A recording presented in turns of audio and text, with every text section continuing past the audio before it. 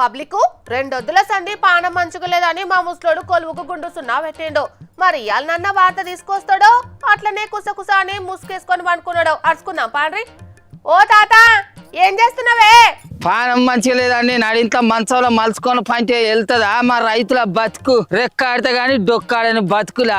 పచ్చిత్తులు పెట్టి 10 వద్దులు అవుతున్నా ఇప్పటి వరకు వాన సినుకులు లేదా, ఒక్క మొలక మొలికెత్తింది లేదా, అలానే మూరుగా బట్టి ఏం ఏంద్రా ఇలా పోయి నీళ్ళు. అగో పానం మంచిగా లేదంటే కాదే తాత, ఈ ఎండలా ఆ ఎప్సం పండ్లకు పోకుంటే ఏమైందే? పర్వీన్ రెడ్డి సేటు దగ్గర 10,000 రూపాయలు అప్పు తీసుకొచ్చి పత్తిత్తులు కొనుకొచ్చి పెట్టినే తల్లి. ఇత్తు పెట్టి ఇన్ని రోజులు అవుతున్నా ఒక్క మొలక బయటికి వెళ్ళకపో ఏం చేయాలి? కొత్తగా ఆగు ఇక ఇట్లా ఇనేటట్టున్నదా, అందుకే నీళ్ళు పోతేనన్నా మొలుతుందేమో అని చూసిన. ఇది బట్టమేమరా? అప్పు చేసి ఇత్తనాలు తెచ్చినా అంటున్నావు. సర్కారు పంట సాయంగా రైతు భరోసా వేస్తుంది కాదే, వేయలేదా ఇంకా? సర్కారు రైతు భరోసా, ఆయన రైతు భరోసా పైసలు వేసేది ఉంటే మీ టీవీలలో జరగకుంటే మాకు వేస్తానా? ఆయన రైతు భరోసా పైసలు వేసినప్పుడు ముఖ్యమంత్రి రేవంత్ సారు బహిరంగ సభలు పెట్టి రైతులకు రైతు భరోసా బిచ్చవేస్తాను అని అన్నట్టుకు చెప్పనే పట్టా. ఈ నడుమ అసలు మీటింగ్లు ఏం పెట్టలేదంటే మా రైతులకు రైతు భరోసా ఏనట్టే కదా. అవును అది కరెక్టే గాని కాలం నడినెత్తి మీదకి వచ్చింది కాబట్టి ఈ నెలాఖరుకి ఎత్తమంటున్నారే రైతు భరోసా పైసలు. వేసుడే వాళ్ళ ఏసుడు చేరా పోయినసారి వేసిన పంట సాయం రైతు భరోసా పైసలే 2 ఎకరాలు దాటలే. ఇక ఇప్పుడు ఆ కడవ మిగిలిన 2 ఎకరాలు దాటిన వాళ్ళకు ఏత్తరు కావచ్చు 3 ఎకరాల దాకా. ఇక అయిపోయింది అని చేతులు దులుపుకుంటారు కావచ్చు.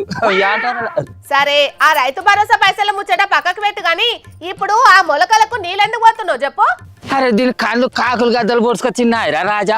పత్తిత్తులు పెట్టి 10 వద్దులు అవుతుంది, ఆయన ఒక్క మొలక బయటికి రాలేదని మేము నీళ్లు పోతానమే అంటే మళ్ళా ఏం చేస్తాళ్ళు, నీళ్ళు ఎందుకు పోతారా నిగిలిస్తుంది ఎవరైపోయి. అదే ముసలోడా, ఇయాలనో రేపో వానలు పడకపోవునా గంతగానం కూలర్లను పెట్టి నీళ్లు పోయాల్సిన అవసరం ఏమున్నదే? అమ్మ తిప్పులాడి వేసి రూమ్లో కూర్చొని రాసిచ్చిన వార్తలు చదివే నీకు వ్యవసాయం గురించి తెలియదు కానీ నీ వార్తలు నువ్వు చదువుకో. అరే 3-4 వద్దుల కిందట ఓ వాన పడితే భూమి నానింది అనుకొని పత్తిత్తులు అప్పులు తీసుకొచ్చి పెట్టినవి అంచను. మళ్ళీ 10 వద్దులైనా ఇప్పటి వరకు ఒక్క వాన చినుకు లేదా, అవి మొలకెత్తాలనా వద్దా?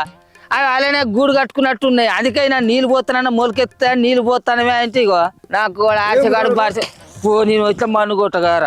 ఈ ఏడు వానలు పడేటట్టే కానొత్తలేవంటనే తాత, అదేదో ఎల్నినో ప్రభావం చేయబట్టి ఎండలే ఎక్కువనే అటనే. అందుకే సర్కారు ముందుగానే చేతులు దులుపుకుంటాన్నట్టున్నది. ఏంది అది అడవిడిళ్ళల్లో చూయిస్తారట కదా.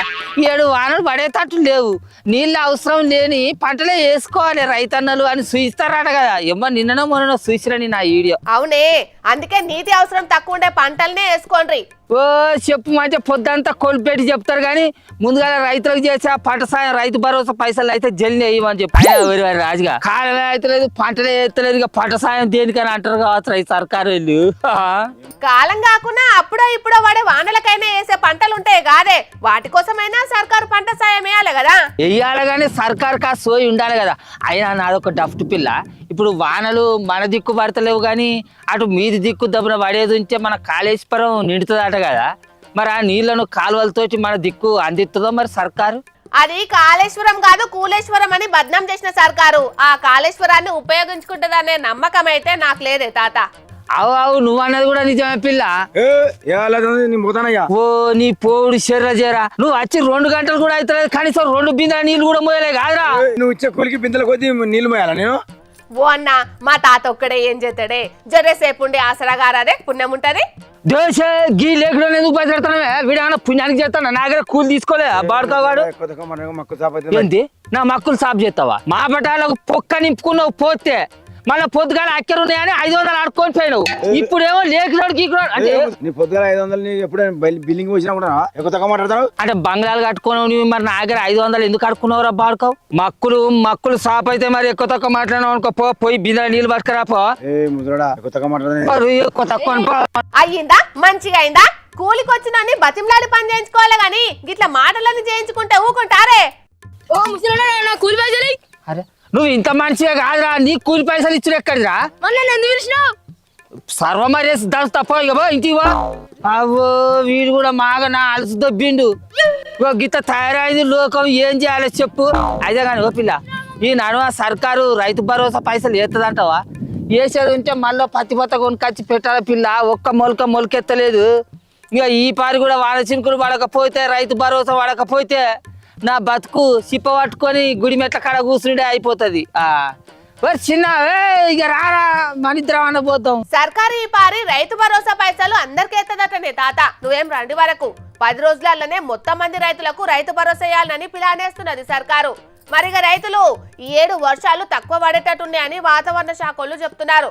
ఇక అటు వ్యవసాయ శాఖ అధికారులేమో వరి వేయకుండా తక్కువ నీళ్లతోటి వండే పంటలే వేసుకోవాలి, లేకుంటే పంట ఆఖరికొచ్చే వరకు ఇబ్బంది పడాల్సి వస్తుందని అంటున్నారు.